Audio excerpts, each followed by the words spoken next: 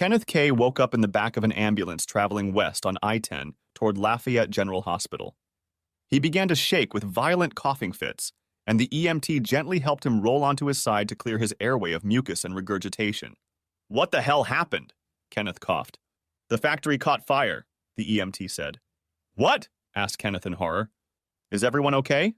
The ER doctor didn't answer him, just continued to monitor Kenneth's vital signs, and then put the mask back over Kenneth's mouth and nose so Kenneth's lungs could fill with oxygen.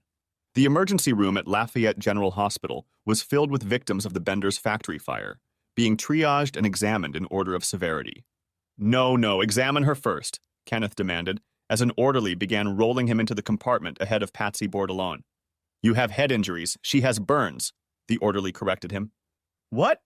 "I don't have," said Kenneth and passed out again. When he came to, bright sunlight was beaming through the window. The ward was semi-detached, the other bed was occupied by Big Mike. They jokingly called him Big Mike. The man was just over 5 feet tall. Big Mike was very stocky, his chest and arms a mass of bulging muscle. "Man, we're damn lucky to be alive at all," Big Mike moaned when he noticed Kenneth was awake. "Uh-huh," Kenneth moaned, not feeling very lucky. "Heard some of us died," Big Mike continued, and then Kenneth heard Big Mike sob quietly. "Oh my God," Kenneth moaned, sighing dully at the thought of the deaths of his friends and co-workers. "Man, what the hell happened?" asked Big Mike. "I don't know, I bought some cocaine from a vending machine, and then woke up in some ambulance," Kenneth admitted.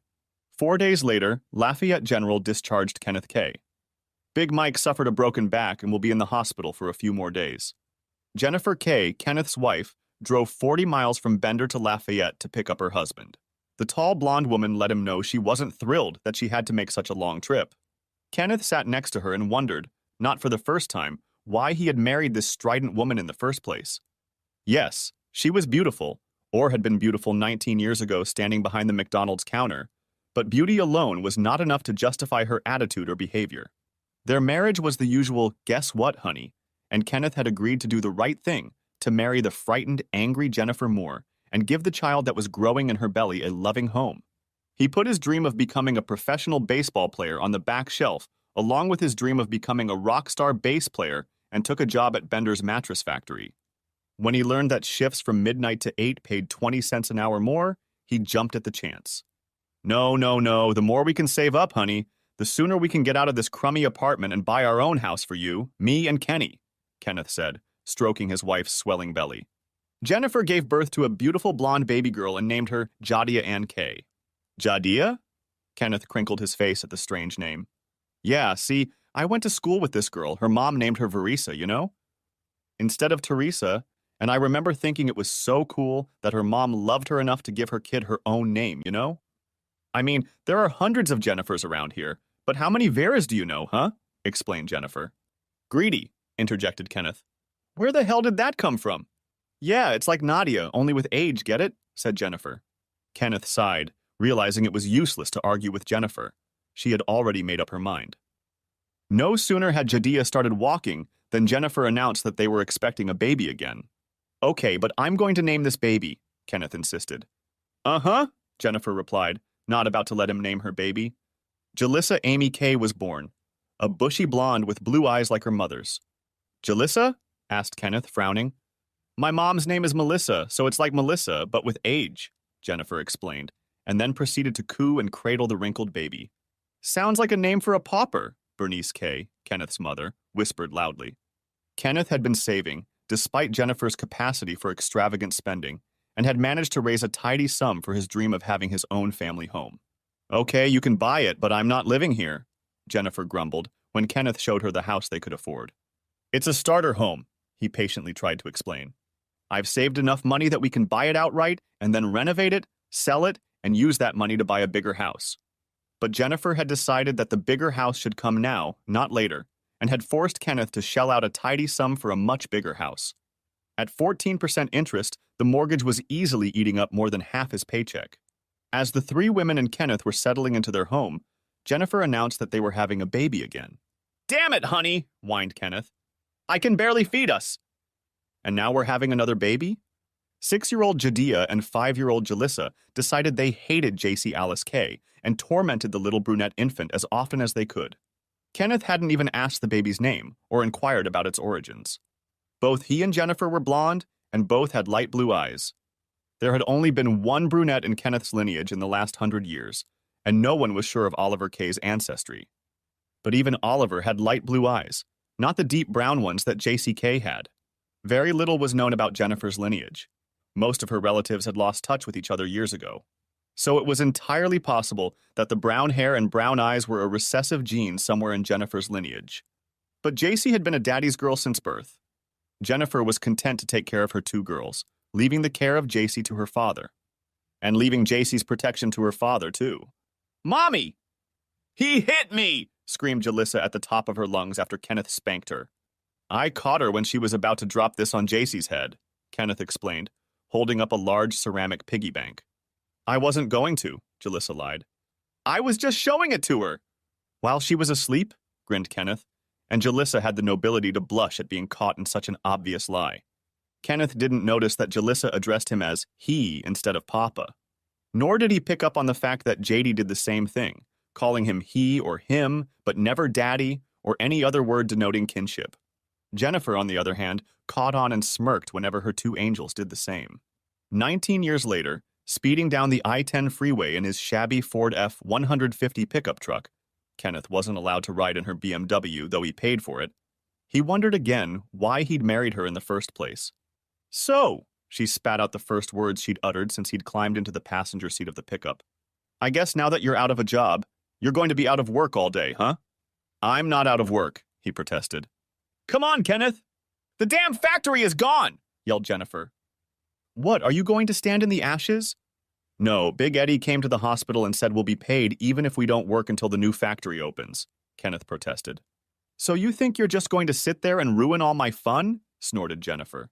"Spoil what fun?" asked Kenneth as she pulled up in front of their garage. "If you think I'm going to give up going out with you just because you're home, you have another goddamn thing coming," she hissed as she walked into the house. "Wait, what?" asked Kenneth, sure he hadn't heard her correctly. "You heard me, asshole," she hissed, then smiled strangely. "And I guess you didn't, huh?" she asked, smiling even wider. "Well, now that it's out in the open, I guess I don't have to pretend anymore." "Wait, what are you talking about?" asked Kenneth. "Come on, Kenneth, grow up, eh, Peanut?"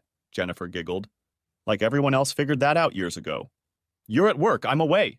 Kenneth's head ached, and his vision blurred as he listened to his wife's account of her many infidelities. Behind her, her two angels laughed at him. JC, on the other hand, looked utterly mortified as she listened to her mother berate her father. "Well, pack your shit up and take your two precious little bitches with you," Kenneth finally hissed. "Oh, no, honey," Jennifer laughed loudly. No, that's not how it works." "This is a no-fault state. It means I get half of everything, plus custody of the kids. It means you have to pay the mortgage, the car payment, and child support. Oh, and you can kiss your precious little angel goodbye. I'll ever let you see her again." "Go ahead, dumbass, divorce me, I dare you." "Now, if we're done, I have a date with Cecil." "See you later."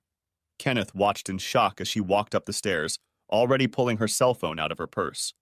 "Hey, Cecil, yeah, dumbass is home. Do you think you can pick me up in about 30? said Jennifer, slamming the door to the master bedroom. "Daddy, I swear I didn't know anything about," whispered JC, sobbing and hugging her father tightly. "Honey, it's going to be okay," Kenneth whispered, hugging the 12-year-old girl tightly. "Nuts!" Jalissa giggled, waddling with her massive bulk out of the kitchen. "It's going to be okay," Kenneth reassured her. Chapter 2. Kenneth gave a strained smile as a car pulled up in front of the house with ghetto music blaring from it. "See ya," Jennifer exclaimed cheerfully, and smirked when Kenneth gave her the finger. "I should make Cecil come here and beat the shit out of you," she hissed hatefully. "I wouldn't advise that if I were you," he agreed easily. "Screw you, asshole," she snarled, unable to think of anything else to say. "Never again, but hurry up, don't keep me waiting," Kenneth said, and went back to the computer screen. The door slammed shut and Kenneth shook his head sadly. With 2 more clicks, all of Jennifer's credit cards were canceled and the balances paid in full. He then increased the amount of the mortgage and car insurance and lowered the deductible on both. The increased insurance premiums were paid from a secret bank account that Jennifer had opened. Kenneth knew about her account. He had known about it for years, but since she only transferred $300 or $400 a month into it, he saw no reason to make a fuss about it. Opening a new bank account in his and his mother's name took a little longer. He wanted his children to be taken care of, even if, according to Jennifer, he wasn't the parent of any of them. He smiled as he transferred $42,580 from Jennifer's secret account to his new account. Finally, he sighed, leaned back in his chair, and picked up the phone. "Hi, Mom," he said. 5 minutes later, Kenneth was stomping up the stairs. Jalissa's door was the first on the left, so he knocked hard on it. "What?" bellowed Jalissa defiantly. "Open the door," Kenneth ordered. "Go away," she barked back. "Okay," Kenneth said and tried the handle. "Get out, oaf," Jalissa giggled as he rattled the handle of the locked door. "Uh-huh," Kenneth said and took a step back. Jalissa screamed in horror as the door shattered into pieces. "I said open the door and I meant open the door," Kenneth growled. "Now get your fat ass up and get in the car. Now." "Screw you! You can't tell me what to do!" the 17-year-old girl shouted, still scared. Kenneth yanked her out of bed by her greasy hair, slapped her twice in the face, and calmly said, "I'm not kidding. Get your fat, lazy ass in the car now." Jadia didn't even wait for her father to knock on the door. She was a coward who hid behind her mom or Jalissa. She rushed down the stairs and got into the back seat of her mom's BMW. JC looked apprehensively at her father approaching. "Come on, get in the car," Kenneth told her quietly. "Yes, sir," JC replied. "Please take care of Pebbles," pleaded JC in her own quiet whisper. "Damn, I forgot about—" "Okay, I'll take care of her," Kenneth promised. Pebbles was JC's cat. She had lived with her since she was 9 years old. She named her after the Flintstones cartoon. Because of their love for the cat, JD and Jalissa constantly tried to hurt her. Therefore, the animal was distrustful of everyone but JC. "Wait, what does that mean?" asked JD incredulously. "I know it does." JC gave her father a strained smile. "Thanks, Mom," Kenneth exclaimed as the girls approached the house. Kenneth went to Huvale, Texaco, and bought 2 5-gallon jerry cans and filled them with gasoline. "Might want to put some newspaper in there," the clerk advised, as Kenneth loaded the 2 canisters into the trunk of the expensive car. "To hell with it," Kenneth smiled. Kenneth walked back to the house, picked up the crate in which they had taken the cat to Dr. Dupre's office for his annual vaccinations, and entered the house. As usual, Pebbles was nowhere to be seen, and she did not answer Kenneth's call. Finally, he pulled out the can of her cat food and closed the lid. He poured the odorous substance onto one of Grandma Jennifer's porcelain plates and waited patiently. Finally, the odor won out, and Pebbles climbed out from behind the couch to survey the situation. "Gotcha, you rotten beast!" Kenneth smiled and put the cat and plate in the drawer. Jalissa hummed irritably as her mother's cell phone switched back to voicemail. "Mom, call me back. I'm at Grandma's. Dad's gone crazy. It's true. Call me," she whispered. "You don't have to whisper. I know you're calling Mom," Bernice snapped back, startling Jalissa. "Why do I have to be here?" Jalissa pounced on the woman. I'm 17. I'm old enough to take care of myself." "Yes, I'm 18, Jadia retorted, standing behind Jalissa. "Bye," Bernice waved her hand. "You don't want to be here? Then I sure as hell don't want you here." The 2 girls smirked as they headed for the front door. "How are you going to get home?" asked Bernice. "It's 9 miles, and I know neither of you have ever walked that far in your life." "No, but you can drive us," commanded Jalissa. "We can, but I'm not going to," Bernice said, and started getting bowls for the stew she was making. "Then how are we going to—" shrilled Jalissa. "I don't know what to do, but I don't care," Bernice said, and set 3 bowls on the table. "JC, Melvin, dinner's ready!" "Excuse me," Melvin ordered, pushing Jalissa aside with force. "Where's mine?" asked Jalissa finally, as JC took her place at the table. "I think your place is where you go, remember? You're old enough to take care of yourselves." "Bye," Bernice said as she waved her hand. "I hate you!" Jalissa shrilled to her grandmother. "How sweet, dear," Bernice smiled. "Bye." Kenneth put a few holes in the gas tank of the BMW and, after much deliberation, a few in the tank of his pickup truck. Then he carried the first of the 5-gallon gas cans upstairs and started on the bedroom he shared with Jennifer. He doused the bed, dresser, and low closet liberally. He sighed as he looked at the 42-inch plasma TV, then shrugged, picked up one of her ridiculous figurines, and tossed it at the expensive TV. When he walked into JC's room and started pouring gasoline on her bedroom, his stomach hurt.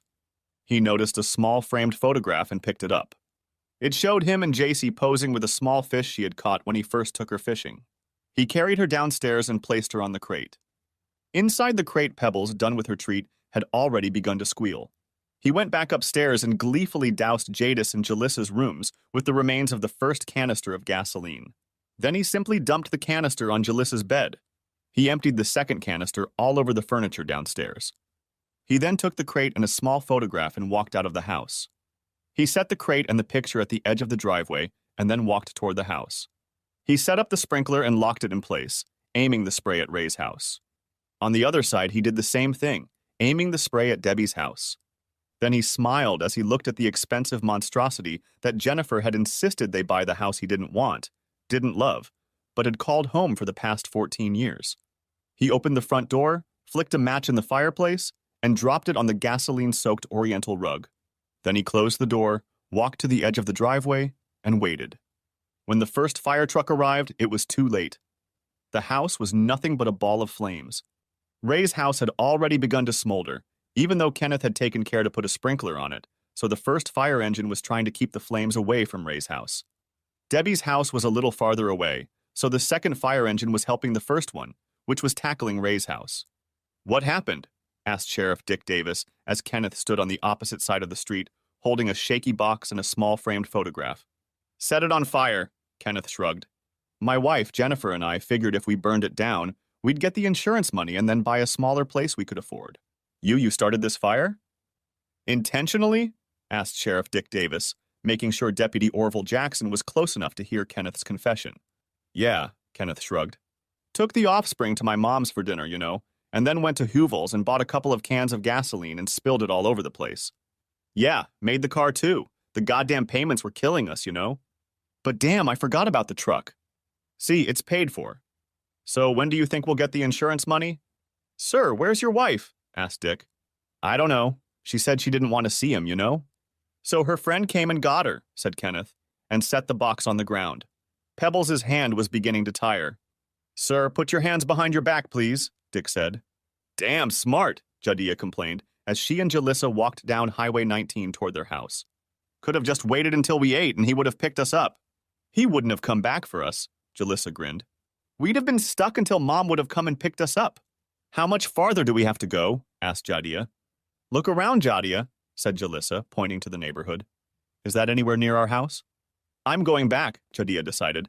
Jalissa wanted to go back to her grandmother's house too, but pride wouldn't let her. "Almost like he's glad to be here," Orville remarked as they looked in on Kenneth K. "Yeah, have you figured out what to do with his cat?" asked Dick. "Yep, and here she is," smiled Orville as his sister walked into the station. "Hi, Barney Fife," smiled Wilhelmina Jackson, holding out 2 small pills to her brother. "I would have thought a big cop like ours would know where to get phenobarbital." "I know, call my little sister," Orville smiled. "Thanks, sis." "Yeah, where's that cutie Eric Green?" asked Willie, looking around. "I've got the day off," smiled Dick. "But I'll be sure to tell him you were looking for him." "Better, my dog got a cramp because I gave you the medicine. At least you could have that fine asshole take me out." Willie smiled. She turned to walk out of the station. "And I'm not talking about any McDonald's. It better be Manny's or Touch of Sicily, you hear me?" she shouted, stepping out of the small building. "Do you think we should tell her that Eric is gay?" asked Dick to Orville. "Really?" asked Orville, eyes wide. "No, but he's scared to death of that girl," smiled Dick. "Now, Barney Fife, how are you going to shove that stuff down a cat's throat?" "Watch and learn," replied Orville smugly. He took 2 of the pills and crushed them with the butt of his service revolver. Then he took 3 small containers of coffee creamer and poured their contents onto a small plate. The crushed pills were poured into the plate. Dick grinned as he watched Orville carry its contents to the small cabinet where they had hidden the box. Dick smirked as Orville returned, clutching a bloody hand to his chest. "Got any better ideas?" snapped Orville. "Uh-huh, Lafayette Animal Control is on its way," said Dick. "That's why he's sheriff and you're not," said Officer Mike Stevens, putting antiseptic on Orville's bleeding hand. "Go get your granddaughter," Bernice ordered Melvin, as Jadiah sat at the table eating warmed stew. "The Braves win by 1 ball, it's the top 8, Melvin objected. "Go on, I guarantee you nothing will happen in the 10 minutes you're gone," Bernice said. "I'll watch you and tell you what happened," JC offered. "Tell you what woman, you go after her," Melvin said, already putting on his boots. "Melvin, you know I hate driving at night." Bernice smiled as she watched her husband obediently prepare to fulfill her request. "Uh-huh, on the count of 3, 1, 2, 3, Melvin said. "Go, Braves!" JC and Melvin shouted happily as Melvin opened the door. "You're all so silly," Bernice smiled. Melvin spotted Jalissa sitting on the side of Highway 19, hunched over. He smiled, strained. She hadn't managed to drive 2 miles before she gave up. He made a sharp U-turn, then pulled up and stopped in front of her. He rolled down the passenger window. "Get in," he commanded. Jalissa didn't say a word, just rose to her feet and got into the car. Melvin watched with a slight perverse satisfaction as Jalissa wiped her tear-drenched face, trying not to let him notice. "Grandma's heating up some stew for you," Melvin said quietly as they pulled up to the house. "Thanks," Jalissa whispered. Cecil was not amused when Jennifer's MasterCard and Visa cards were declined. Grumbling, he pulled out 3 crumpled $20 bills and slapped them onto a small platter the waiter held out. "The bill is $59.19, the waiter said quietly. "Yes?" Cecil spat. "That's 3 20s, isn't it?" "Ah, yes, sir. Very good, sir," the waiter said tautly and walked away. "They expect a tip," Jennifer hissed. "They can expect all sorts of shit, but that doesn't mean I have to give them one, does it?" Cecil spat. "Well, I was going to offer to take it to the Hilton and Towers, but for some reason my cards," said Jennifer, and smiled to herself as the waiter dumped Cecil's change on the table in front of him. "Thank you," Cecil grinned. "Oh, my pleasure, sir." The waiter smiled as Cecil defiantly counted out his change and left the waiter with a penny. "So, what do you want to say?" asked Cecil as they waited for the valet to bring his car around. "I guess I want to say that I know I promised you, but," said Jennifer. "The back seat will do," Cecil said, and opened the door for her. "Tell Animal Control that this is my daughter's cat. Her name is JC, and here's a phone number where they can reach her," said Kenneth, as Orville, with his arm covered in bandages, walked around the cells. "What?" asked Orville incredulously. "The cat belongs to my," repeated Kenneth. "You knew that an hour ago and you didn't say shit?" asked Orville, voice getting louder. "It wasn't an issue an hour ago," Kenneth shrugged. "I'll call her," snapped Orville and staggered away. "I told you, I think he's having fun out there." Dick smiled as Orville muttered something to himself. "Wow, any sign of his wife?" asked Orville. "No, says he doesn't know her friend's name except Cecil," shrugged Dick. "Look, I bet we find out he not only knows the bastard's full name, but also his phone number, address, his mommy's phone number and address, and what shoe size the bastard wears," snapped Orville. "How's the arm?" Dick smiled. Jennifer got out of the car and stared at the charred and smoldering remains of her house in bewilderment. "What the hell happened?" she asked, not expecting an answer. "Shut the door, huh?" ordered Cecil. "What?" asked Jennifer, looking at him incredulously. "Close the door, I'm late," Cecil ordered. You're just going to leave me here?" asked Jennifer. What the hell do you want me to do, huh? Take you home with me?" Cecil grinned. "Yeah, I can see how my baby mama would be all over the place under that shit." "Mrs. K?" asked Officer Becky Winter. "Oh, look at this shit. Hey, officer, you move that car, you hear me?" ordered Cecil. Becky's cruiser was blocking his exit. "You, show me some ID," Becky ordered him. "So, are you Mrs. Jennifer K?" "Officer, what happened to my house?" asked Jennifer. "Please answer the question," Becky snapped back. "Are you Jennifer K?" Yes, I am," Jennifer agreed. "So what happened to my house?" "Jennifer K, put your hands behind your back." "Jennifer K, you have the right to remain silent." Becky began the ritual. Jennifer was in a daze as she was checked in, fingerprinted, searched. She woke up enough to call Becky Zima a lesbian, and then placed in a cell with 3 prostitutes who chatted and laughed with each other in Spanish. "The arraignment will be tomorrow morning," Becky again patiently explained to an infuriated Jennifer K. "That's when bail will be set. Until then, try to get some sleep, huh?" "Why don't you kiss my ass, you dampier?" hissed Jennifer back. In the morning, Jennifer was assigned Donald Pellichet as the pro bono representative. Donald kept an impassive face as Jennifer proclaimed her innocence and looked at her hatefully when Donald explained that her husband had implicated her in their arson scheme for profit. "Really?" Kenneth asked Sophia Kutra, his own pro bono advocate. "Are you saying it's illegal? But I was just doing what my wife told me to do. You see, she's in charge in our family. Ask anyone, and they'll tell you Jennifer is in charge." "You son of a bitch!" yelled Jennifer at Kenneth when they finally saw each other at the St. Elizabeth Parish Courthouse. Kenneth grinned at Jennifer as Donald and the bailiff forcibly restrained her. "You bastard! I'll destroy you!" Jennifer screamed as he was led into the courtroom to Judge Jack Melancon. "Stop being so nice," Kenneth whispered to Sophia Kutra as the defense attorney actively demanded her client be released without bail. "What?" she asked, stunned. "I said, stop being so nice. Let me sit where I am," Kenneth said, and she finally looked at the ADA. Adam quickly agreed that Kenneth could remain a guest of the state and Kenneth was transferred to the Dahard jail to await trial. "So, Mr. K, what's really going on?" asked Sophia. "And yes, it's being recorded." "The system sucks," Kenneth replied calmly. "My wife goes out and has fun, and I'm supposed to just sit back and put up with it. I ask for a divorce, she gets the house, the car, the kids, and I get the bills. She hardly ever worked, but I had to bust my ass to give her everything I could, and that's just too damn bad, right?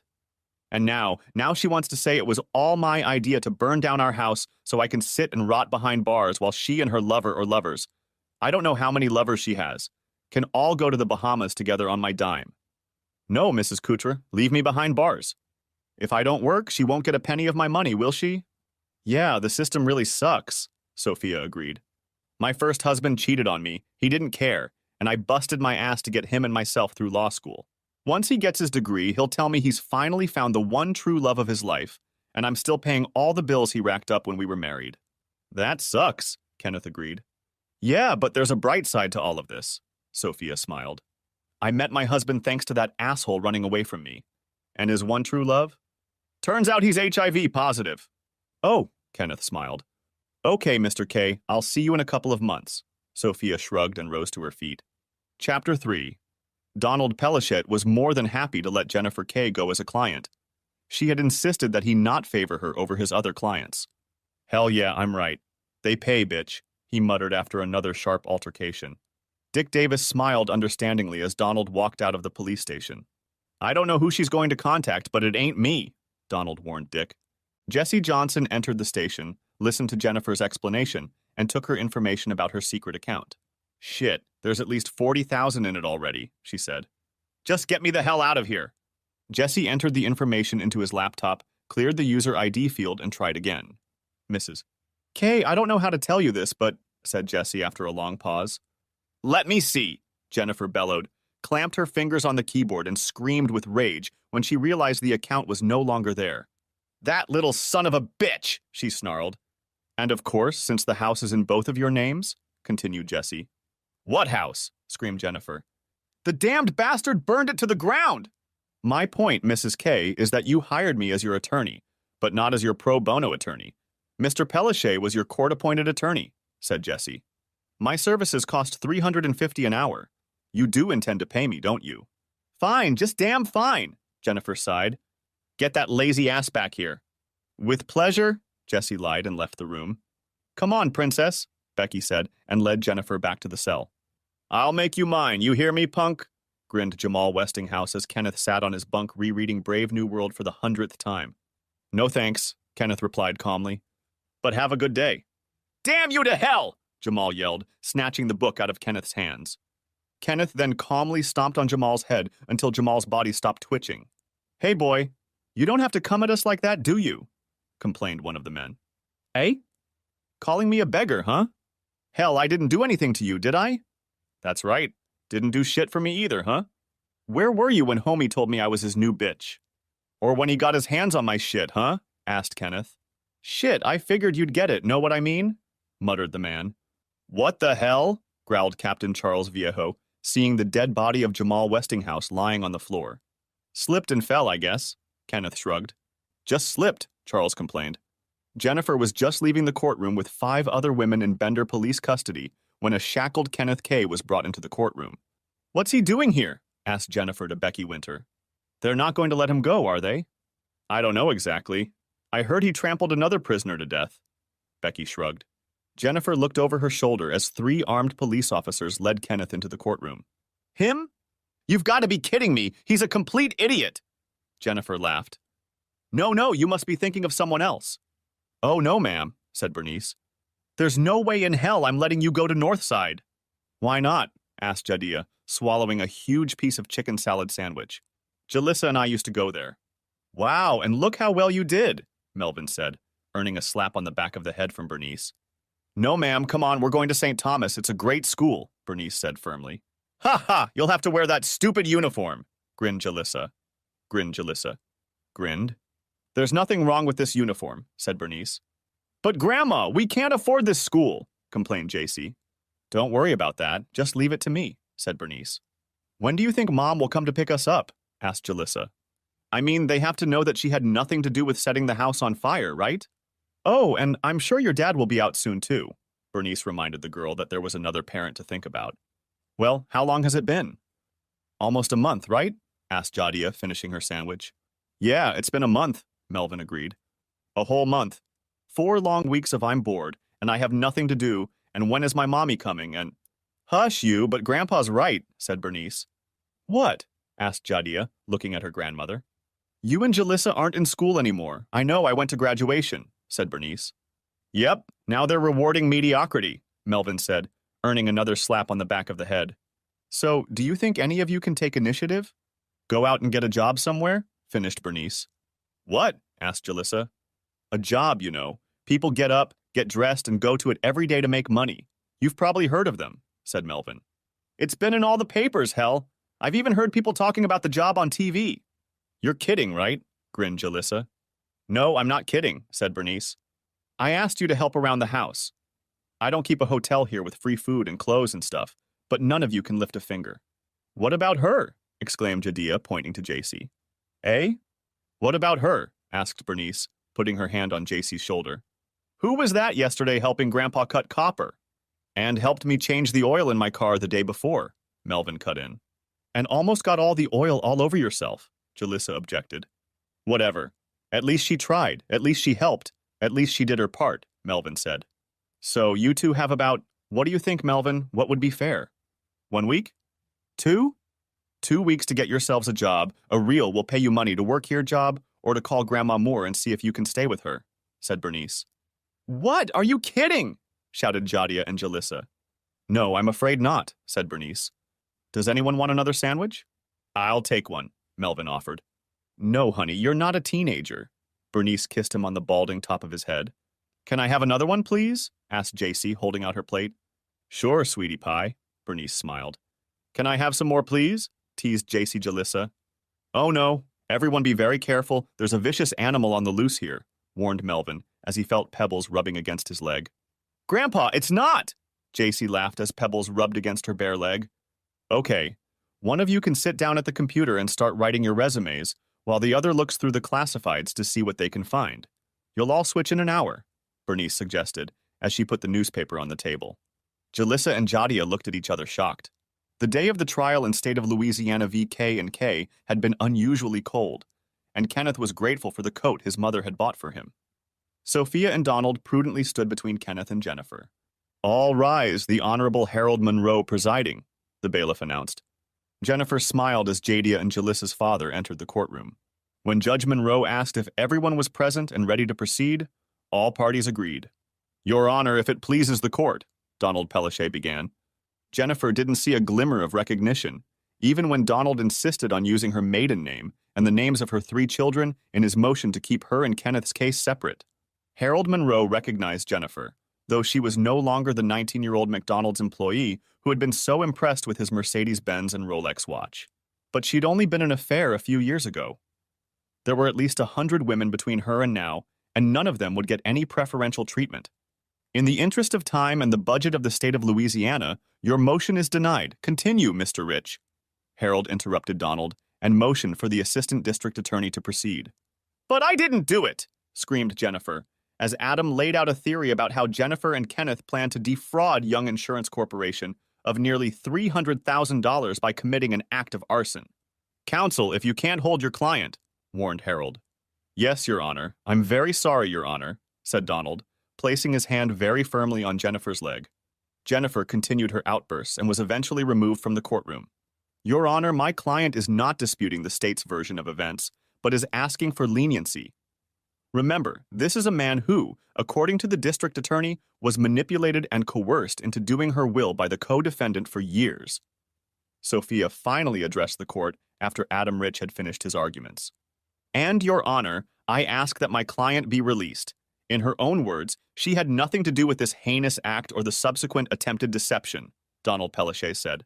The court hereby finds you guilty of aggravated arson under Section 4, subsection, proclaimed Harold Monroe, and was a little surprised when Kenneth smiled upon hearing the sentence of 8 to 12 years.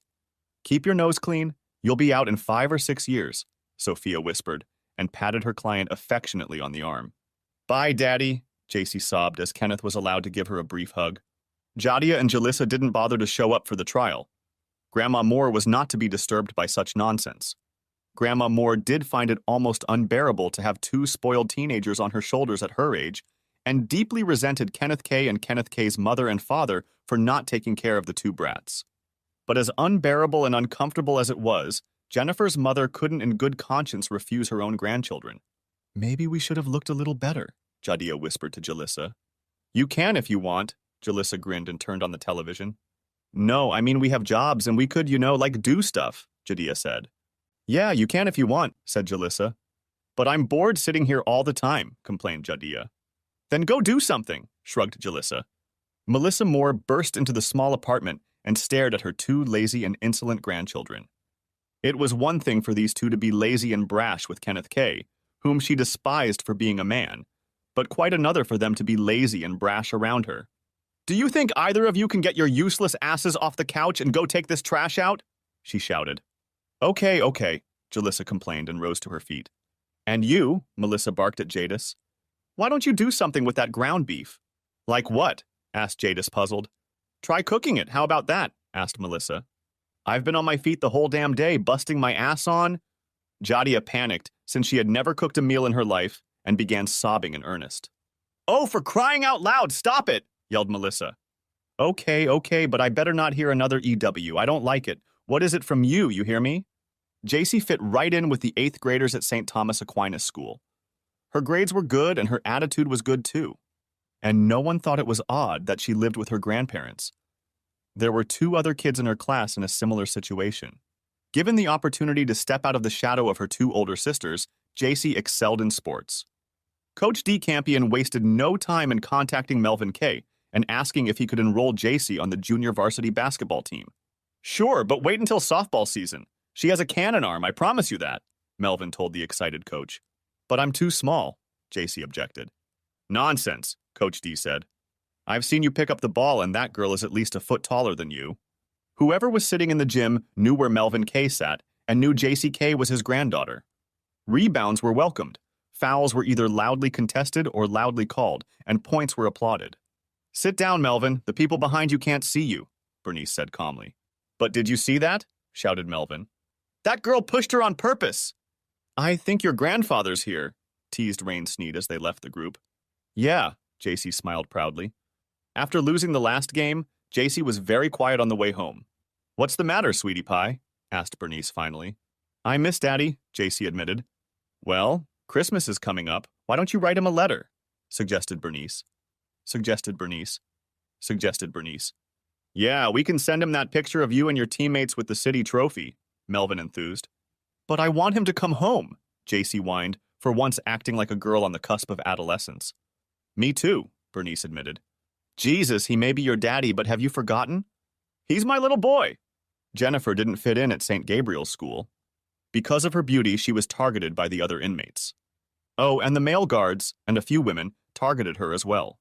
Her arrogant, bitchy demeanor didn't win her any friends when she first came into the system, and in the prison hierarchy, first impressions are the only impressions. Besides, any sign of weakness was immediately exploited. Her protestations of innocence drew ridicule from the few who actually spoke to her. "But I'm serious," she shouted. "My crazy husband did this to me." "Yeah, Sugar Pie, look around. We're all innocents here," laughed one girl. "And most of us are here because some goddamn man has screwed us," another girl offered. That first night, Jennifer began to pray that the next 10 to 15 years would go by quickly. "Shit, I'll be 49 when I get out of here," she cried silently. Chapter 4. Kenneth smiled strained. He wanted to cry as he read the last letter from his daughter. The picture attached to the letter showed a young woman just entering adulthood. He wanted to cry looking at the picture, but tears were a sign of weakness, and weakness was dealt with very quickly in Angola. JC stood dressed in her Clark's drive-in waitress uniform, long brown hair falling in masses of curls around her, a cheeky smile shining on her face as she balanced a tray of food in one hand. "God, baby, you're so beautiful," Kenneth murmured, glancing at the picture again. He remembered taking JC to a friend's birthday party held at the rink in Flowers. 9-year-old JC was nervous about the party. "What if I fall?" she asked. "Then you'll fall," said Kenneth. "But I know you'll fall, say so what, and get up and do it again." JC did fall, got up and tried again. By the end of the party, she was begging Kenneth to take her with him the following Saturday. And by the end of the school year, she was begging for a pair of inline skates for her birthday. "Do you know how to skate?" asked John Clark of the pretty 16-year-old girl. "Yes, sir, my dad taught me," JC smiled proudly. "I have my own, see?" She pulled a pair of skates out of her backpack. He nodded in agreement, then looked at the application form she had filled out. "It says here that you go to St. Thomas Aquinas High School, correct?" asked John. "Yes, sir. I have a 3.8 grade point average," replied JC, flashing her beautiful smile again. "Good, good. Now let me tell you how this place works," said John, putting her statement aside.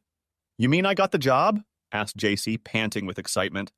"Well, we'll try you out, see how you do," John agreed. She almost didn't make it through the first night.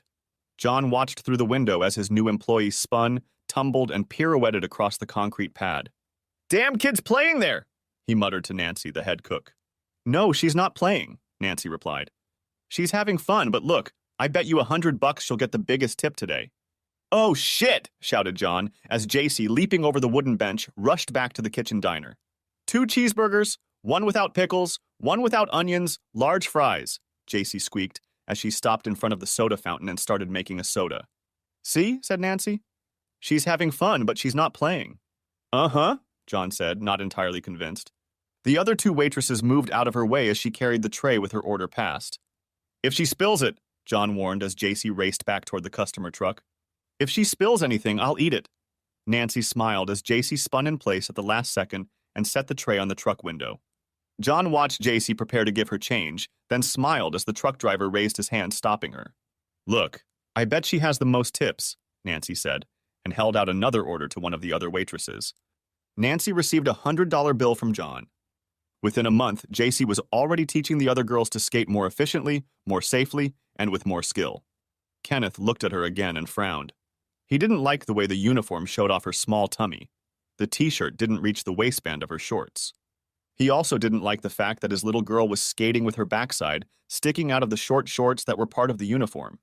"Can't do shit about it," he sighed bitterly and put the picture in his Bible.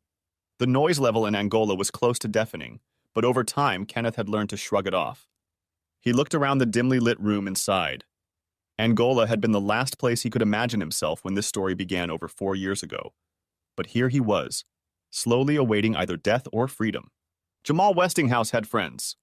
One of the men who sat in his cell the day Jamal was killed ran into one of Jamal's friends and told him what had happened.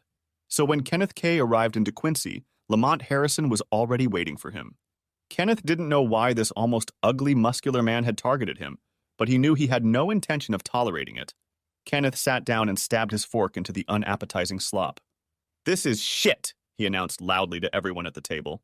He took a bite and grimaced.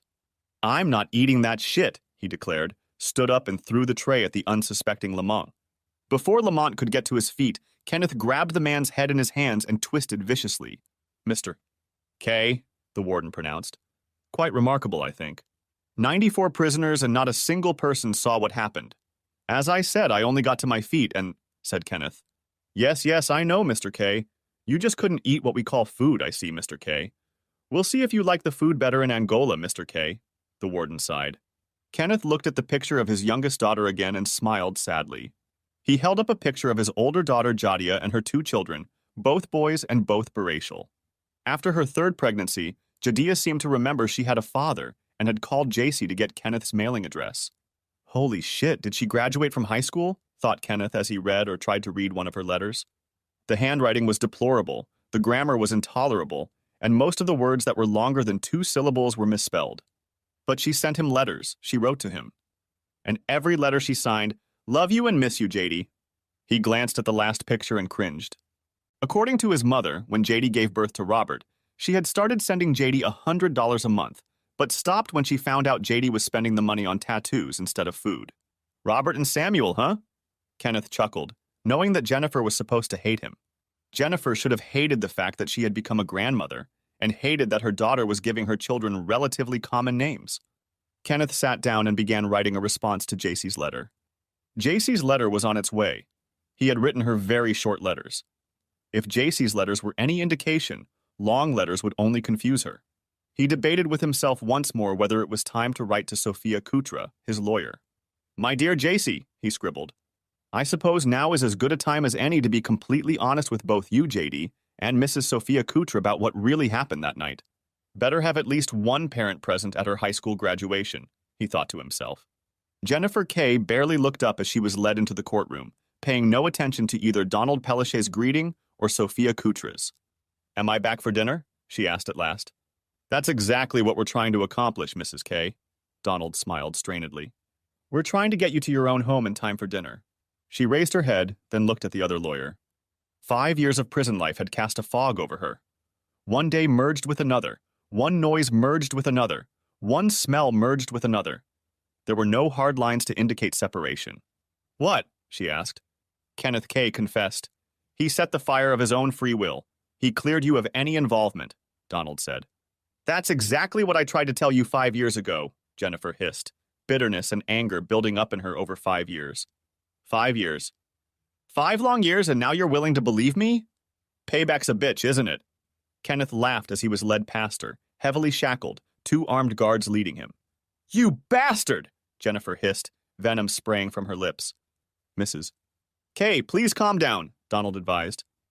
You want to look as prim and proper in front of Judge Hill as possible. To hell with that and to hell with you too, Jennifer hissed. All rise, the bailiff proclaimed. Jennifer looked hatefully at Kenneth as he very calmly and clearly laid out the details of that night, including Jennifer's impromptu confession of Jennifer's multiple infidelities and the behavior of their 3 children. So, Mr. Kay, are you saying that Mrs. Kay had no knowledge or involvement in either the aggravated arson or the subsequent attempt to defraud Young Insurance? Asked Donald. No, I did not participate, smiled Kenneth. And in fact, Mr. Pellichet, there was no attempt to defraud Young Insurance. You can check with them. There were no claims. Hell, I knew there was no way in hell they'd pay up.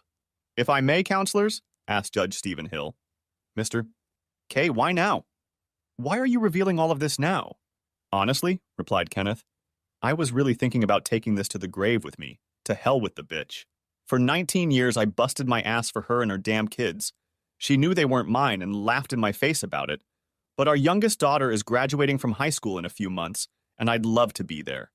But I know there's no way in hell that's going to happen, but at least her mom could be there. Very noble of you, Mr. Kay, Judge Hill said dryly. So what now? Asked Jennifer as Judge Stephen Hill left the courtroom. Now we await his decision, said Donald. What decision? The bastard told him I had nothing to do with, hissed Jennifer. Yeah, now we just have to wait and see if he believes him or not, said Sophia. Remember, he's a convicted felon, Donald said sharply. All rise, the bailiff announced, and Judge Stephen Hill returned. Kenneth Kay was shivering. The van was unheated. Bastards have a bad habit of dying when you're around them, Frederick Parr smiled, showing a gold tooth. Kenneth answered nothing. Frederick Parr held a 12-gauge double-barreled shotgun pointed at his chest. Yeah, all sorts of bastards suddenly up and dying and all that, Frederick continued, smiling broadly. Hell yeah, don't let that little white boy fool you, the second guard sniggered. That's one tough bastard. Ain't that right? Asked Frederick. Malcolm shifted his gaze from one guard to the other, then to Kenneth. So what did you do after all? He asked finally. Kenneth looked dumbly at Malcolm, then shrugged, turned his head and continued to stare straight ahead. No, you bastard, you know what you did. Talk to me, Malcolm demanded, sure that the guards were lying, just testing whether he was gullible enough to believe their bullshit. You'll learn, Kenneth finally said in a voice barely above a whisper. People who run their mouths don't last long in Angola. Bastards who know when to keep their mouths shut have a much easier life. Bitterness was Jennifer's main companion, and she dutifully took it with her everywhere she went. Martyrdom made frequent appearances alongside her, too. Jadia greeted her mom with enthusiastic squeals and genuine happiness, but she didn't have room for her mom. She lived in an apartment with a large space. Jalissa and her girlfriend were in the process of being evicted from yet another roach-infested apartment when Jennifer found them, so there was no room for Jennifer in Jalissa's house either. Jennifer didn't want to live with Jalissa and Rudy, though. Rudy was a loud, arrogant, obnoxious Puerto Rican girl who had several needle marks on both arms. JC was still living with Bernice and Melvin while she was in high school. Oh, no, you can always come and visit your daughter, Jennifer hastened to assure Bernice. No, I wouldn't dream of separating you two. So where are you staying? That question made Jennifer realize that she had no room at Kay's house. So Jennifer turned to her mother for help. Oh, great, just freaking great, Melissa complained. Barely rid of your two offspring, and now you come here to find a place to sleep? Yes, Mom, Jennifer shrilled. I'm so damn sorry, Mom. I just got out of jail, Mom, remember? As soon as I get a job, I'm out of here, okay? Yeah, your two brats said the same thing. Still waiting for one of them to get off their ass and get a real job, Melissa grinned. Malcolm Jennings was sure Frederick and the other guard were lying. Kenneth was the quiet, non-confrontational one. Right, Malcolm smirked, squinting at the picture of JC in her waitress uniform. I told that guy, didn't I? Asked Frederick to Kenneth. There was no wide grin on Frederick's face now as he pointed the shotgun at Kenneth. Gee, sir, I don't know what you're talking about. What happened? Asked Kenneth, feigning ignorance. Why, here, found him in the shower. He's been hurt, said Frederick. Oh, that's terrible, said Kenneth. God, I hope you catch the horrid man who did it, sir. Cut the crap, Kay. I'm only looking for one reason, just one good reason to pull that damn trigger, Frederick hissed at an expressionless Kenneth Kay. Ooh, hey, Snow Bunny, what's your name, huh? Cecil smiled what he hoped was a seductive smile as JC pulled up next to his car window. Sir, could you turn the music down, please? Asked JC, ignoring the man's question.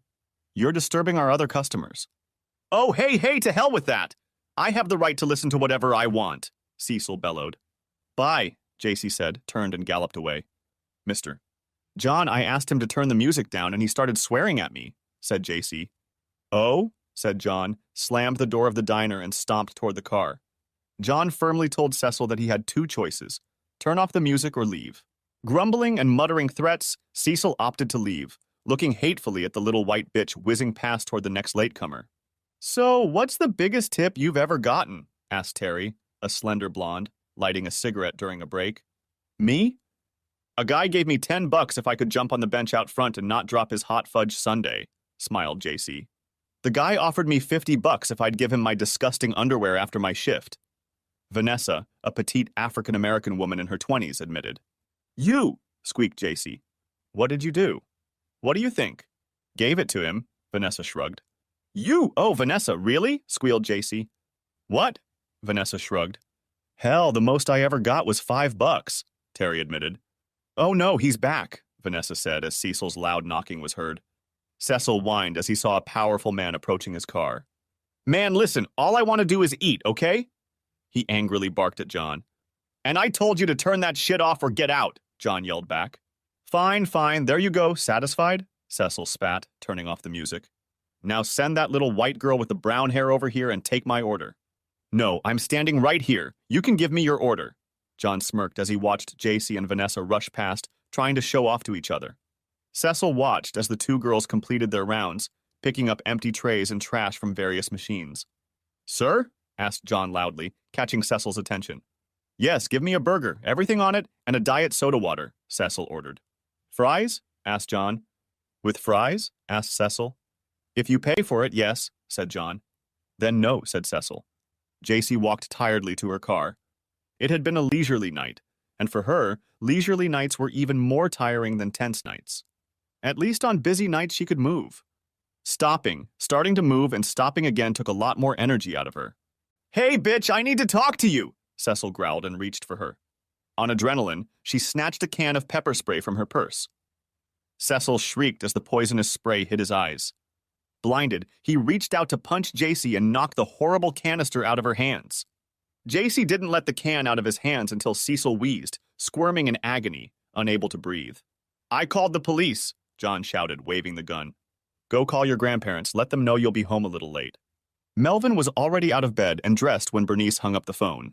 Be careful not to speed, Bernice warned. My granddaughter is in trouble and all you're worried about is me speeding? Gasped Melvin. Melvin stood and listened as Sheriff Dick Davis took everyone's statements. Unfortunately, since nothing had actually happened other than Cecil raising his hand to JC, there wasn't much that could be done.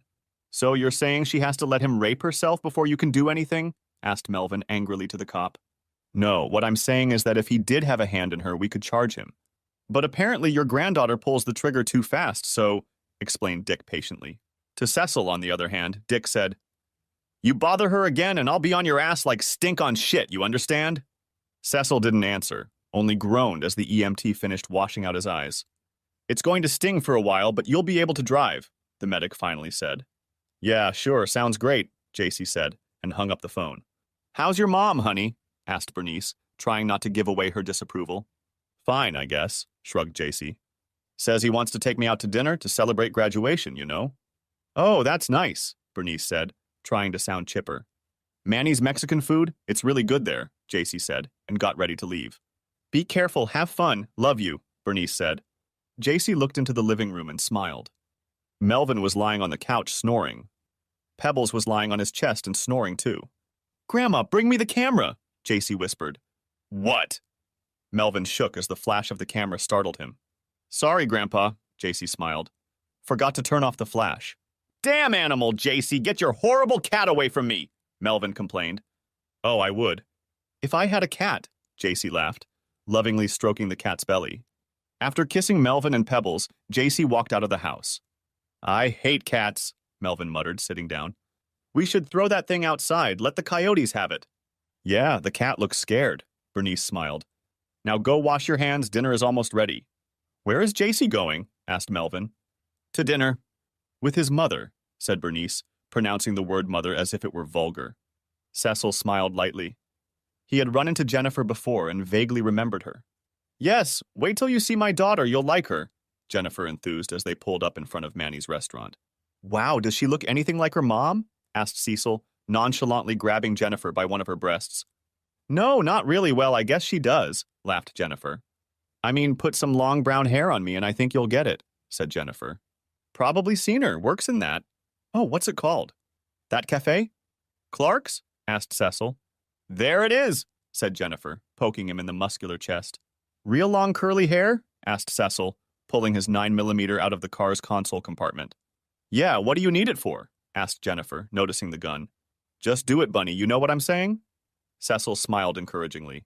Hell, you never know what kind of ignorant bastards come to places like this, know what I'm saying?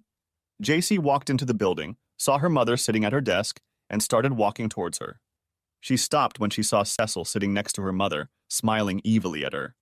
Hey, Mom, what's he doing here? I thought it was just going to be the two of us, asked JC.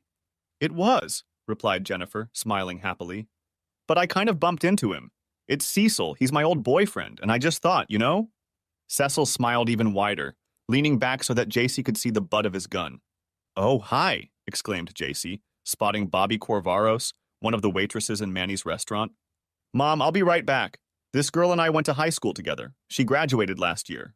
Hi, Bobby, said JC, walking over and hugging a surprised Bobby. Call the police, please, she whispered urgently in Bobby's ear. That man at my table has a gun. What? Asked Bobby as JC smiled broadly. I know, she said loudly. I'm so happy to see you. Bobby, we don't have time. You play and chat with your little friends, Manny ordered his daughter. Oh, okay, sorry, I'll talk to you later, JC said loudly. Please, she whispered to Bobby. Bobby nodded and rushed into the kitchen. Have you ever eaten here? Asked JC, picking up the menu and looking through it. Yeah, but years ago, before your father decided to cheat on me and send my ass to jail, Jennifer spat out, still feeling bitter. He's still in there, JC reminded her mother calmly. And I sure as hell hope he dies in there, Jennifer said angrily. So, the number 12? Have you ever had one of those? Asked JC. Ma'am? Asked Officer Eric Green. Is there a problem? Yes, officer, this man has a gun, and I know for a fact that he is a convicted felon and is currently awaiting trial for a weapons violation, said JC, smiling at a stunned Cecil. Sir, put your hands where I can see them and slowly stand up, Eric said, placing his hand on the butt of his service revolver. You little bitch, Cecil hissed. So, Mom, JC smiled, looking at a pale Jennifer. Are you supposed to socialize with other criminals? What? Finally mumbled Jennifer. Did I say you have to socialize with other criminals since you just got out of jail? Asked JC loudly. Really? You hate me that much? Jennifer growled at her daughter. Talking about my daddy like that? You hope he dies in prison? Yes, Mom, I think so, JC said as she stood up. You know he's not even your dad, Jennifer grinned and stood up at Eric's request. You know what, Mom? JC smiled. I may not have his blood flowing in my veins, but I have his heart beating in my chest. If I go out, I'll be looking for you, Cecil growled at JC. How sweet, JC smiled sweetly. Officer, you did hear him making threats, didn't you? Yes, ma'am, I heard, Eric replied grimly. Bye, Mom, thanks for a wonderful dinner, JC said and waved to Bobby. Chapter 5. JC stood up, walked across the stage and accepted her diploma. She smiled at the three people who applauded when her name was called, and then returned to her seat. After the ceremony, she hugged Jadia, Melissa, and Jalissa and thanked them for coming. "Like I'm going to miss my granddaughter going to college?" exclaimed Melissa. "Where's—" started to ask Jalissa, but then she remembered that Rudy had been put into hospice last week. "Robbie and Sammy?" she quickly asked Jadia. "They're at Eric's. It's his day off." Jadia smiled. "Oh no, don't tell me he sent them fishing again?" JD smiled. Jalissa started coughing, and JC turned and watched her, greatly concerned. Rudy was in the last stages of his illness, and Jalissa didn't seem to be far behind. Finally, with watery eyes, Jalissa stopped her wet wheezing and gave a strained smile. "So, who's ready for Red Lobster?" said Melissa with fake cheerfulness. "Maybe we are. I know it's going to be pizza tonight," laughed Jadia. "Eric always says he's going to bring home lots of fish, and then they come home with all kinds of stories about how they almost caught one, but—" "What did you expect?" said JC. "He's a lover, not a fisherman." "Ooh, I can't wait to use that on him," laughed Jadia. "Jalissa, why don't you ride with me?" asked JC, placing a loving hand on her sister's arm. "Great," Jalissa smiled, exposing a gap where one of her teeth used to be. JC led them through the parking lot until they came to an old Buick. "I can't believe you still have that thing," Jalissa laughed. JC reminded her. "I gave it to you." "But Rudy said it was better to take 2,000, remember?" "Uh-huh," Jalissa said, losing her smile. "Don't even think we had that money for a whole week before it ran out." JC took off her robe, tossed it and her cap into the trunk of the car, and got in. "Hey, JC," asked Jalissa as they pulled onto Johnson Street. "Yeah?" asked JC. "I know I've never told you this, but I love you," said Jalissa. JC waited for an answer. The last time Jalissa said she loved her, she followed it up with a request for money. When JC refused, Jalissa hadn't spoken to her sister in almost a year. The next time she saw her sister was at her grandmother's funeral. Melvin was the first to die, a massive heart attack. "Died watching the Saints," Bernice smiled through her tears. "On 3, JC whispered to the man in the booth. 1, 2, 3, go Saints." Bernice followed 3 months later. The doctor said the complications were due to pneumonia, but JC knew her grandmother had died of a broken heart, too lonely with her Melvin to go on living. And at the funeral, Jalissa and Rudy had the nerve to ask about the will, if there was one. "So if there's no will, everything is divided 3 ways?" asked Rudy. "1," hissed JC, looking at the insufferable woman. "This is not the time or place for that kind of talk. 2, you're not family, you're an outsider, so it's none of your business. And 3, there's a will. The will be decided in 3 weeks." Jalissa and Rudy jumped out of the house, loudly proclaiming, "How dare JC say that Rudy is not family and that Rudy is an outsider? I'm more family than you damn well ever will be, you hear me?" yelled Rudy at JC. JD refused to join Jalissa and Rudy, squeezing JC's hand tightly. JC smiled, realizing that JD was actually terribly afraid of Rudy, but courageously deciding to do the right thing. At the reading of the will 3 weeks later, Rudy stormed off again when Sophia Kutra read that Jalissa would only get $10,000. Jadia nodded appreciatively as she too was handed a check for $10,000. "And to our granddaughter, JC Alice K," Sophia continued. JC's softball scholarship paid for her tuition, and JC never needed anything while she lived with her grandparents. She was proud to buy the frivolous things that teenage girls buy with her money earned by working at Clark's, and her grandparents were proud to buy her the necessities. Melvin and Bernice had left a house, 2 cars, and nearly $800,000 in CDs, stock certificates, and their savings accounts. "JD, I don't need all that," JC told her sister. "You have 2 kids, take some of it." "I'll take Grandma's car, mine is about to fall apart," JD said. "No, I mean take some of that money," JC pleaded. "I'll tell you what, JC," said Jadia. "Grandma and Grandpa wanted you to have them. Keep them in your possession. If I ever need them, I'll come to you, okay?" JC made the same offer to Jalissa, with Rudy making all the decisions. "So how much did they leave you?" demanded Rudy. "Rudy, please, this is between me and my sister," said JC patiently. Bitch, it's about your sister, me, and you," shouted Rudy. JC finally decided that Grandpa's car was worth $2,000, and if neither Jalissa nor Rudy wanted Grandpa's car, she would offer them the Blue Book value of it. "I'll bring the money tomorrow," JC said, and walked out of the dirty trailer where Jalissa and Rudy lived. Kenneth smiled as he looked at the graduation picture. "Boy, I really have a pretty girl," he said aloud, then put the picture aside and read her letter. It saddened him that Jennifer, either out of spite or out of genuine emotion, had informed JC that he, Kenneth Allen Kay, was not her real father. I don't care, JC wrote in her long, flowing handwriting. To me, you have always been my daddy. You have always been the man I love, and I will call you daddy until the day I die. Jadia had also been told that Kenneth was not her father, but she only shrugged her shoulders, which made her mother angry. Don't you even want to know who your father is? Shrieked Jennifer. I know who my father is, said Jadia, and continued chopping bananas for the banana nut bread she was making. My father is Kenneth Kay, a man who gave up several of his hopes and dreams to provide for his family. Did you know he had a scholarship to play baseball and several teams were negotiating with him? So? Asked Jennifer, not paying attention. Yeah, and he was also a really good bass player. Grandpa hated rock and roll, but even he said Daddy was really good and probably could have been a big star or something. But he gave up his toys and went and got a real job when he was going to be a daddy, Jadia continued, stirring sugar in a bowl. Tell me, Mom, did you sacrifice anything for us? My father, whoever he is, does he give up anything for us?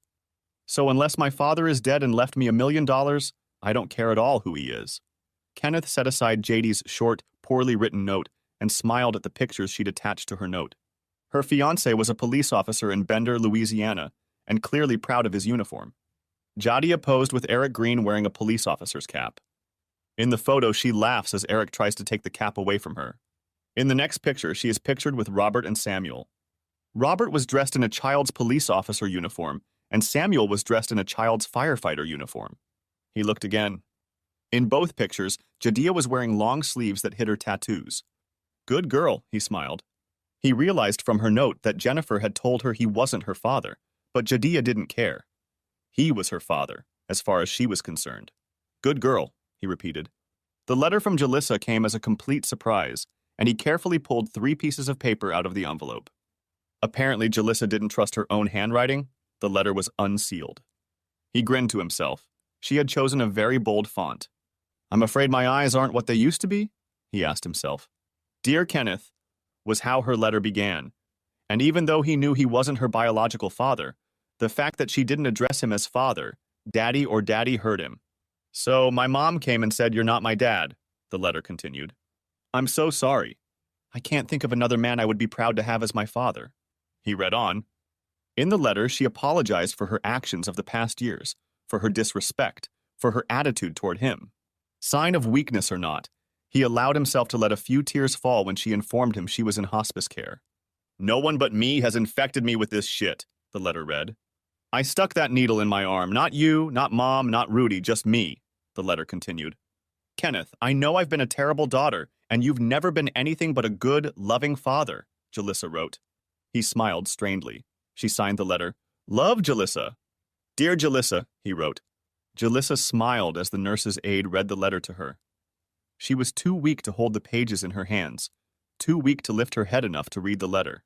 Love, Daddy, the nurse's aide finished the letter. Really? Asked Jalissa. He signed it with love, Daddy? Right here, you can see for yourself, said the nurse, holding out the letter. Again? Pleaded Jalissa. Shall I read it again? All right, smiled the young woman. Show me, Melissa demanded. Show me what? Asked Jennifer. Show me. Show me where the hell you've been looking for a job. If I was looking for a job, I'd have found something by now, shouted Melissa. No one's getting hired, yelled back Jennifer. Everywhere I've been, I've just been told thank you, we'll be in touch. And that's it. You've been to Babbage? Have you been to that new place? Oh, what the hell is that on 52nd? Asked Melissa. I told you, they see the F on the application and don't even bother reading the rest. Oh, for crying out loud, stop feeling sorry for yourself. Fill out a damn application and ask for a job, huh? Melissa said, and stomped into the kitchen. And let me guess. Now you expect me to make you dinner, huh? Jennifer lifted her now rather plump body off the couch and sprinted into the kitchen. No, I'll do it all myself. What do we have? Asked Jennifer. I've been here all day and you haven't once looked at what we have? Asked Melissa, her anger quite evident.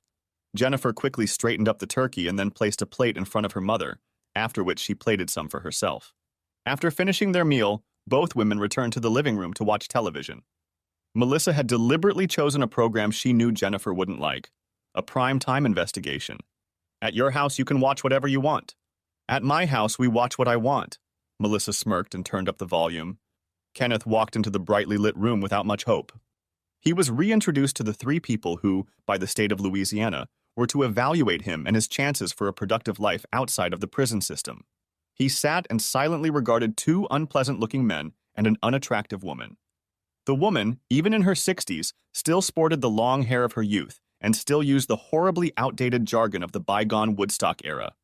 He gave detailed answers to their questions, laying it all out as thick as he could, knowing there was virtually no chance of release. There were 3 unexplained deaths in his file. Actually, there were 6 deaths that could be attributed to him, but he wasn't going to volunteer that information. But he was getting some sort of morbid satisfaction from playing the role of Pious Petey for them. "Well, sir," he said, turning to one of the men, "my mom and dad died, and I wasn't allowed to go to their funeral, so I guess the first thing I'd like to do is visit their burial site, you know? My middle daughter? She's terminally ill. I just found out yesterday she doesn't have long to live in this world, so I'd really like to see her, say goodbye to her. And I have 2 grandchildren, 2 boys. I'd really like to see them." He almost smiled. The woman devoured him with pleasure, nodding her head in agreement. But even if she had believed his ramblings, she would have been changed by 2 bureaucrats in ill-fitting suits. "Well, sir, the mattress factory?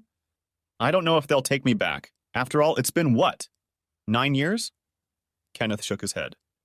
"Geez, I don't even know what jobs there are out there. Let's see, I'm 48 now, and I really don't know what I'd do. I guess janitor or something like that is the best I can hope for, right?" For almost an hour, Kenneth answered the questions, fighting the urge to just tell the 3 paper peddlers what they could do with papers, with each other, and with their mothers. "Thank you, Mr. K," one of the men finally said, and he was led out of the room. "I hope you get out of here, Mother. It's all unhealthy and shitty having your ass in here," Frederick Parr said without smiling. "You and I both know I don't have a snowball's chance in hell they'll ever let me out of here, so don't even waste your breath wishing it," Kenneth said as they walked down the dimly lit hallways. JC pulled herself together, then gathered her laptop case and purse and got out of the car. Through the smoked glass doors of Young Insurance, she saw a bored woman sitting at a desk. Her blouse was too tight and unbuttoned 3 buttons, revealing a lacy red bra. The woman also had several tattoos that were clearly visible through the 2 see-through blouse. JC was glad that JD had come to her and asked to borrow some money to remove some of the tattoos. "Not the flowers," JD smiled. "Eric likes to eat at the garden." "Too much information," laughed JC. "How much do you need?" JC smiled at the receptionist and felt slightly perplexed when she looked up, shifted her gaze to her, then returned JC's smile. "Hello, can I help you?" asked Michelle Ruiz. "Yes, JCK? Are you here to see Elizabeth?" "Elizabeth Baggett?" offered JC. "Miss Baggett?" said Michelle, pressing the button. "Yes?" a metallic voice asked. "JCK is here to see you," said Michelle. "Please send her back," said the voice. "Down the hall, first door on the right," Michelle offered, showing a long, brightly painted fingernail. "Thank you," JC said, and followed the woman's directions. As she entered the office, she realized why Michelle had done a double take. On the other side of the desk sat her twin. "You went to St. Thomas Aquinas High School," JC said, smiling even wider. "I remember everyone always asked if you were my older sister." "I can see why," Elizabeth smiled even wider. "But I'm sorry, I don't remember." "There's no reason for that," JC laughed. "I was an 8th grader when you were a senior." "Go on, Avenger," Elizabeth smiled. "And let me see, you're here. Of course you hear it 100 times a day. I'm looking for a job." "Just graduated from ULL, Business Administrator, 3.92, said JC, pulling out her resume. "Keep it here," Elizabeth said, sitting back down in her seat again. "Printed it out from the email you sent me." "There was another girl who kept getting asked if we were sisters," said JC, sitting down in her chair. "Madison Marcoloni?" asked Elizabeth. "Yes, people always confused us, even though I had very short hair back then and she had long, straight hair." "Yes, that's right, Madison," smiled JC. "Okay, now let's see." Elizabeth smiled, taking JC's resume in her hands. "Worked at the Clark for 6 years? That's impressive. Seriously, I mean, I see multiple resumes. There's 10, 15 job openings, and I ask myself, why would I hire you? You're just going to quit in a month or 2, you know? What can I say? I loved working at the Clark, JC admitted. But I didn't go through 4 years of college to ride around in shorts in the winter, you know? "Oh, I know who you are," laughed Elizabeth. "Wow, you're that girl who jumps on the benches out front." "Yeah, that's me," laughed JC. "Have you ever wiped yourself?" asked Elizabeth. "A couple times. One time I had a whole pile of ice cream and I didn't put one of them all the way down and felt it slipping and tried to fix it." They all ended up scattered all over the place, smiled JC. The guys felt so bad for me that they got out of the car and cleaned everything up before I even came back with a replacement ice cream. I got a $20 tip for that. Well, I'm afraid it's going to get a little boring around here, Elizabeth smiled. No, ma'am, JC smiled. There's a skate park in Flowers. It's mostly for skateboarders, but I go out there and show them what a girl can do. And on Sundays, I race motocross. Believe me, I don't miss a thing. Motocross? Asked Elizabeth, eyes wide. JC had discovered her dad's motocross trophies and begged Melvin to tell her about her dad's motorcycle racing. Then they heard that there would be a race at Jack's Creek, and JC begged Melvin to take her to see it. The sun was scorching, the track was dusty, the kiosks were out of sodas and bottled water, the noise was deafening, and JC loved it. Here's Class 125, Melvin said. That's the class your dad raced in. They used to be called animals. Those dumb kids don't have the sense to realize they could get hurt. JC watched as the 14 boys roared around the track for 3 laps, kicking, scratching, and screaming, fighting for position. Oh my God, screamed JC, as one biker narrowly missed landing on another, making the highest jump at breakneck speed. I'm going to do it, JC told her grandfather firmly, as they rode home that ill-fated Sunday. Melvin looked at the tanned girl and nodded his head. He knew he couldn't talk her out of it, and Grandma wouldn't like it, but she wasn't going to talk JC out of it either. First, he tried to buy her an old Honda 100. The 14-year-old looked at the bike, then glanced at Melvin in disgust. Where are the flowers in the basket? She asked. I mean, really. If you're going to give me a motorcycle for a little girl, you might as well buy everything you need for it, huh? So he agreed and bought her a 1998 Yamaha YZ 125. Yeah, it's a little older, he said. It's perfect, JC said, and then set about helping her grandfather take it apart. They bored out the piston, put a sleeve in the exhaust, bought wider handlebars, lighter rims, and then waited for the next Sunday. That was my daughter. I wouldn't let her race in a class like that, the man said as they signed up JC. Well, that's why she's not your daughter, Melvin said stiffly. The first race, which included 9 boys in her, turned out to be a disaster for JC. After 2 races, she was in 4th place. What? Asked Melvin, perplexed, as a sobbing JC helped him load her bike onto the trailer. What are you crying about? It was your first race. You beat 6 boys. Did you see any of them cry? But I wanted to win, exclaimed JC. Honey, we all do, said Melvin, hugging her tightly. Baby, next time, okay? You'll do better next time, okay? Kenneth was a little concerned when he got a picture of a smiling JC holding the 2nd-place trophy. Would you listen to us if we told you not to race? Texted Bernice to him. Oh, wait. We told you not to race, and you did anyway. His heart caught in his throat when he saw the picture of her racing. His little girl, his child, right in the thick of the motorcycles, fighting for the lead. Oh my God, he wrote to his father. I had no idea how scary it was for you to watch me do all that. And we survived, Melvin wrote. And we're surviving now. Melvin sent pictures of JC's first victory, and Kenneth was horrified. It had rained almost non-stop the day before, and by the time the 25th grade lined up at the gate, the track was a mess. The boy to JC's left, Bobby Areno, as JC knew, had a sneaky habit of crowding people around the outside of the turn. The first turn was a left turn, which meant he would be jostling with her. So when the gate came down, she ducked to the left, forcing Bobby to almost come to a complete stop. Dirt splattered in her face and legs. JC was grateful for the stupid glasses her grandfather had made her wear and the mouthpiece her grandmother had made her wear. We spent too much money on your mouth to let a rock knock your teeth out, Bernice muttered. I don't care if it looks stupid, you're wearing protection. By the end of the first lap, JC had to frantically wipe her glasses to see. By the second lap, she was in the lead and didn't have to wipe her glasses. When no one is splashing mud in your face, you don't have to wipe mud off your glasses. You cut me off, Bobby accused hotly, while JC wiped her dirty face. Oh, poor baby, JC teased, her barb made even more harsh by her girlish voice. Watch your ass next time, Bobby hissed, then cringed when Melvin grabbed him by his tank top and lifted him to his feet. Apologize for calling her a bitch, or I'll knock out every tooth in your smart mouth, brat, Melvin hissed. In the next race, Bobby tried to close in on her, but JC held her ground and Bobby had to concede in the first corner. Damn girl! Robert Areno pounced on his son. You let a girl beat you? Come on, you goddamn swagger. We're going home and putting this bike up for sale. Behave yourself and goddamn it, I'm paying all this money for you to let some girl beat yourself up. Kenneth was shocked at how dirty JC looked as she stood holding her first-place trophy. And in all the pictures, JC's dirty face glowed with absolute joy. "Are you still racing?" asked Elizabeth. "Yeah, kind of grew out of the 125 class. I have a YZ 250 now," smiled JC. "Isn't that dangerous?" asked Elizabeth. JC held back a sarcastic reply. She was trying to find a job. "Well, that's why we wear protective gear," explained JC. "So when's the next race?" asked Elizabeth. "Sunday at Turkey Creek," smiled JC. "Do you want to go?" Elizabeth looked up sharply. Was it written all over her face? Could people just look at her and tell she was in a lesbian relationship? There were no obvious signals coming from JC, however, just a genuine warm smile. "I don't know," Elizabeth relaxed. "I have a 2-year-old, he might not like all this noise." "Little boys?" JC laughed. "Most of them love all the noise."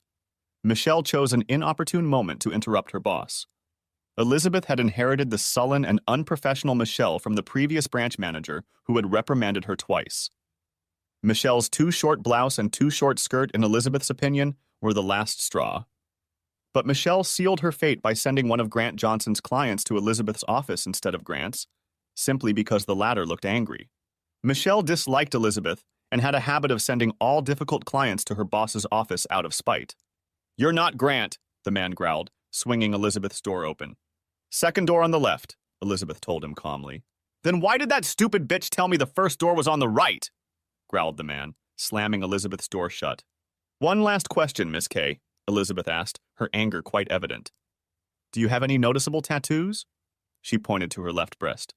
"It's a flaming heart, and inside it says, 'I love my daddy,'" JC said, blushing hotly. "Nice," Elizabeth smiled. "I don't have one, but if I ever did, that's what it would say on mine. I mean, my dad is the most wonderful man in the world, but my mom never loved him, and," JC continued. "The most wonderful man in the world is next to my dad," Elizabeth interrupted. "Nope," said JC in her huffy little girl voice. "Uh-huh," said Elizabeth, and then rose to her feet. She reached out and gave JC's palm a firm squeeze. "Miss Kay, I'm currently looking for a new secretary with the possibility of a promotion in the future." "Interested?" asked Elizabeth. "Yes, ma'am," JC smiled cheerfully. "I'm sorry you'll have to learn as you go. I highly doubt Michelle will want to help you when I fire her," said Elizabeth. "Would you mind waiting in the dining room?" "It's the last door on the left." "Yes, ma'am," JC smiled. JD looked at Eric and fought the urge to burst into tears. "So?" asked Eric, feeling uncomfortable in the silence. "Baby, yeah, you know I really want to marry you, God. I love you so damn much," sighed JD. "Then what's the problem?" he asked, fighting his anger. "Oh, God, I know it's so stupid, but I really wish Daddy would walk me down the aisle, you know," said Jadis, a small sob stuck in her throat. "Any chance of him getting parole or something?" asked Eric. "I don't know, you'd have to ask JC. She's up to date on all this stuff." Jadia sighed again. She took his face in her small palms and looked deeply into his eyes. "Please believe me, I love you. I'm so in love with you. I can't wait to be Mrs. Eric Green, but damn it.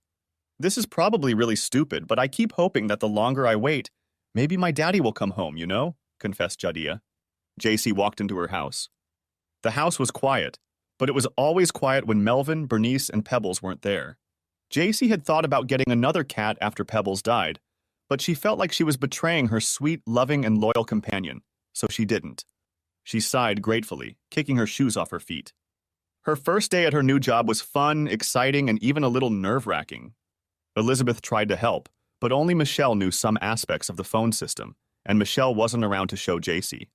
Michelle grabbed a few personal items off the desk, slammed her keys in her hands, and walked out of the building in tears. JC took her shoes into her bedroom and put them in the closet, then stripped naked and put on her dad's baseball jersey.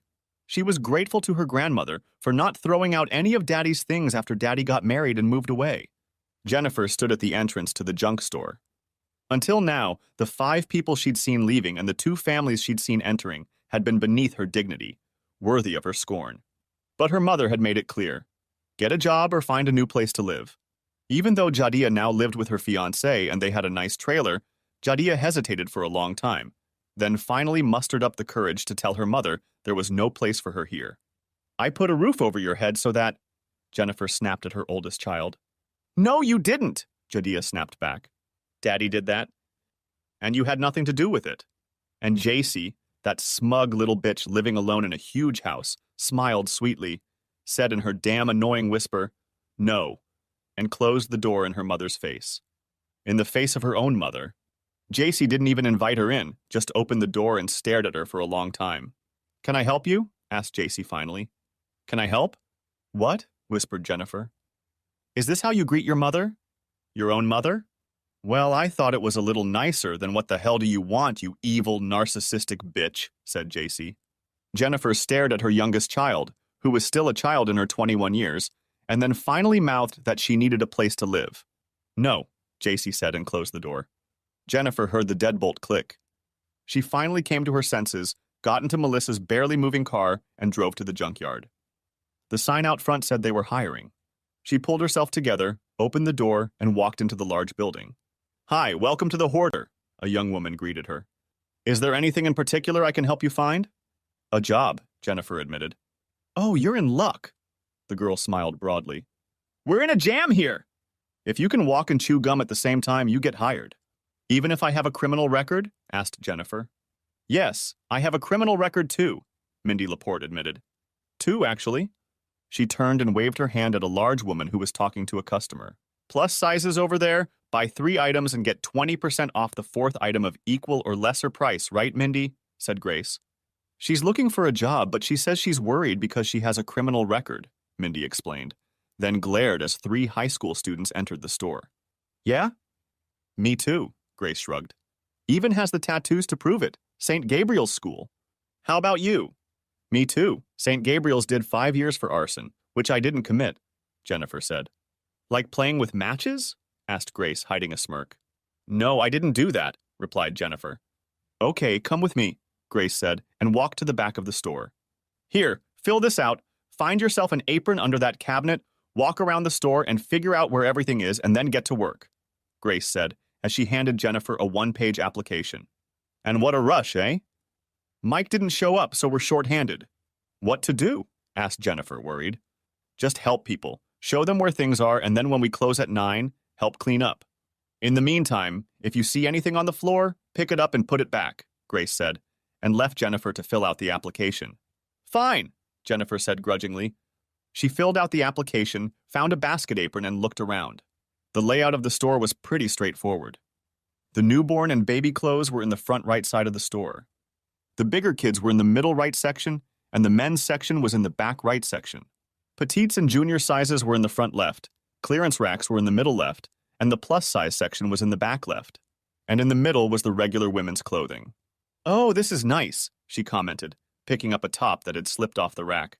"Employees get a 40% discount on non-sale items and a 10% discount on sale items," Mindy said cheerfully as she walked by with several tops in hand. JC was indulging in her favorite pastime, looking at the photo albums Melvin and Bernice had put together for her dad. Kenneth was an only child, so the album contained several pictures of him taken over the years. She smiled lovingly as she looked at the pictures of his childhood. Sipping wine from the only glass, JC contemplated his teenage years, turning her attention back to the prom picture. The smiling girl with the handsome daddy was a mystery to her. It was the only picture of a dark-haired girl. Melvin and Bernice admitted that they couldn't remember the woman's name, and she wasn't in any of Dad's high school yearbooks. The pictures of his baseball glory made her wistful. He could have been so much more than just a mattress factory worker. But he'd done the right thing, the way he thought was right, and married her mother. She glanced at the wedding album and smirked, looking at Jennifer's white dress. The noise in Angola never stops, not even at night. It's just a different kind of noise. Kenneth lay sleepless, not listening to the cacophony around him. Jalissa had died of a terminal illness. Both JC and Jadea had sent him letters informing him of her passing. JC wrote that a nurse's aide told her that his letter was her favorite. Jalissa insisted that the aide read it to her every day. "So I read it to her again," JC wrote. "It made me cry. Your words were so beautiful." "I love you, Daddy." "I love you," Kenneth said aloud. Amidst the echo of screams, laughter, groans, clanging and clanking, no one heard his words. The end? Thanks for watching. I hope you enjoyed it. So subscribe to my channel and watch the next video.